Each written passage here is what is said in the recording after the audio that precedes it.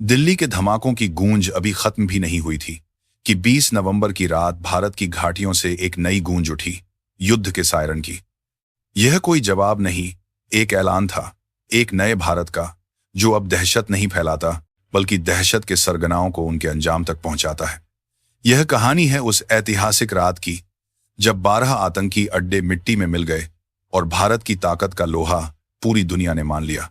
यह सिर्फ शुरुआत थी, क्योंकि ठीक 4 घंटे बाद बगराम एयरबेस से भारतीय स्पेशल फोर्सेज ने वो कदम उठाया जिसकी कल्पना पाकिस्तानी आर्मी चीफ जनरल असीम मुनीर ने अपने सबसे बुरे सपने में भी नहीं की थी।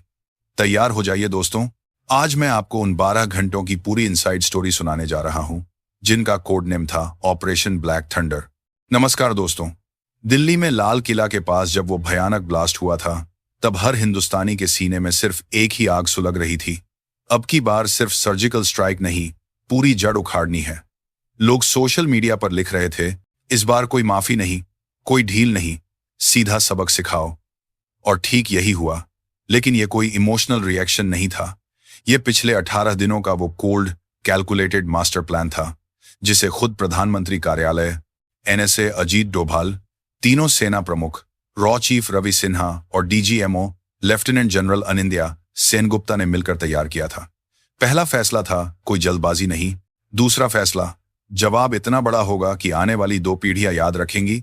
तीसरा फैसला, पाकिस्तान को चौतरफा घेरा जाएगा, पूर्व से, पश्चिम से, ऊपर से और कूटनीतिक रूप से भी। और चौथा, सबसे खतरनाक फैसला, इस बार सिर्फ आतंकियों को नहीं, पाकिस्तानी आर्मी की उन फॉरवर्ड डिफेंसिव पोस्ट को भी नेस्त नाबूद किया जाएगा जो आतंकियों को कवर फायर देती हैं। यानी इस बार नो मर्सी पॉलिसी। अब कहानी शुरू होती है उस रात से जब पूरा देश सो रहा था, लेकिन भारतीय सेना जाग रही थी। 20 नवंबर 2025 की रात 1:47 पर जैसे ही एलओसी के ऊपर नो फ्लाइंग जोन घोषित हुआ, पूरी दुनिया समझ गई कि अब कुछ बहुत बड़ा होने वाला है। अमेरिकी सैटेलाइट ने तुरंत कैप्चर किया, TNT भीष्म टैंक्स की पूरी आर्मर्ड ब्रिगेड जम्मू से श्रीनगर हाईवे पर आगे बढ़ रही है। S-400 की दूसरी और तीसरी रेजिमेंट को अचानक एक्टिवेट कर दिया गया। राफेल और सुखोई 30 MKI को अवंतीपोरा और उधमपुर फॉरवर्ड बेस पर शिफ्ट किया जा रहा था। लेकिन असली खेल कहीं और चल रहा था, जिसकी भनक तक पाकिस्तान को नहीं थी। बगराम एयरबेस, अफगानिस्तान, 20 नवंबर 2025, तड़के 3:28। 3C-17 ग्लोब मास्टर बिना नेविगेशन लाइट्स के अंधेरे में लैंड करते हैं। दरवाजे खुलते हैं और बाहर निकलते हैं। 180 para special forces commandos, Marcos की एक प्लेटून, गरुड़ कमांडो फोर्स की स्पेशल टीम और सबसे खतरनाक 4 पैरा की रेड डेविल्स।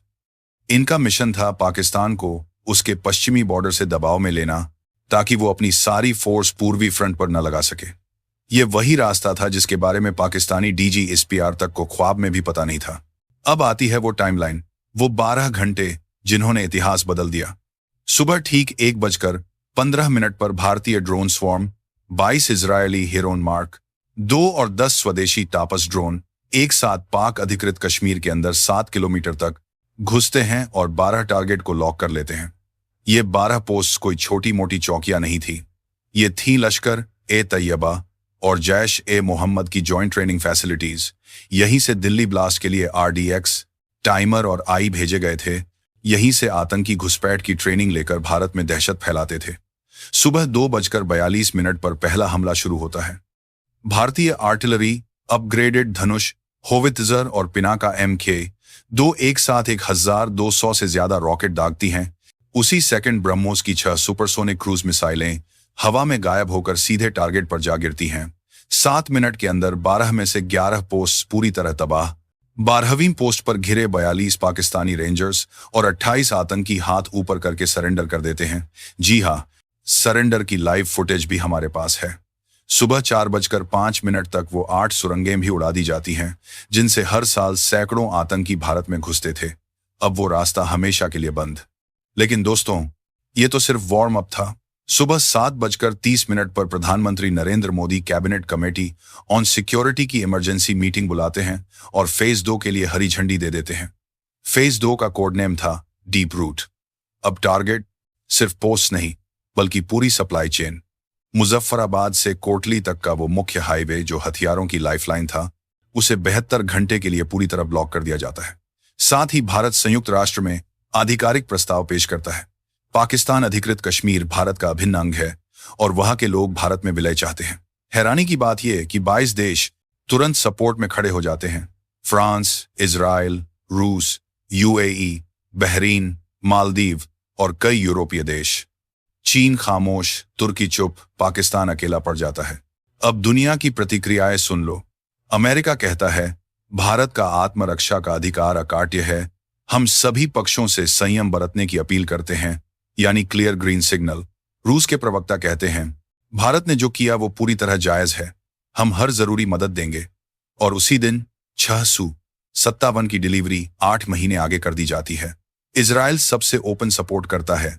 आतंकवाद के खिलाफ भारत का अभियान हमारा अपना अभियान है और 24 घंटे के अंदर 3 जहाज हथियारों और ड्रोन पार्ट्स के साथ भारत रवाना हो जाते हैं।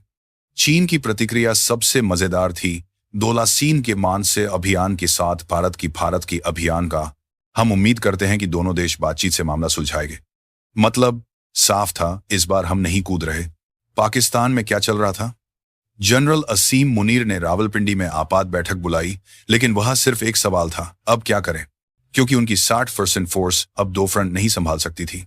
एक तरफ भारत, दूसरी तरफ बगराम से भारतीय कमांडोज का दबाव।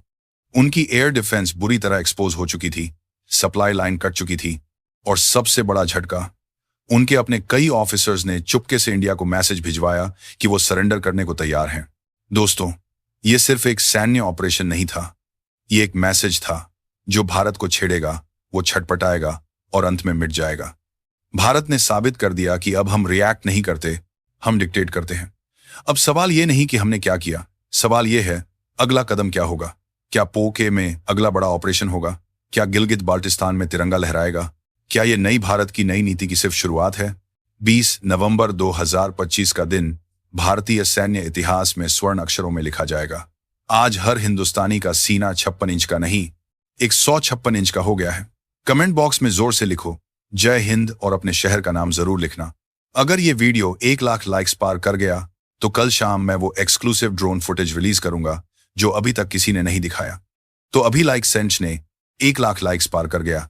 करो, शेयर करो, सब्सक्राइब करो और बेल दबाकर ऑल नोटिफिकेशन ऑन कर लो, क्योंकि अब हर घंटा, हर अपडेट मायने रखता है। जय हिंद, जय भारत, भारत माता की जय।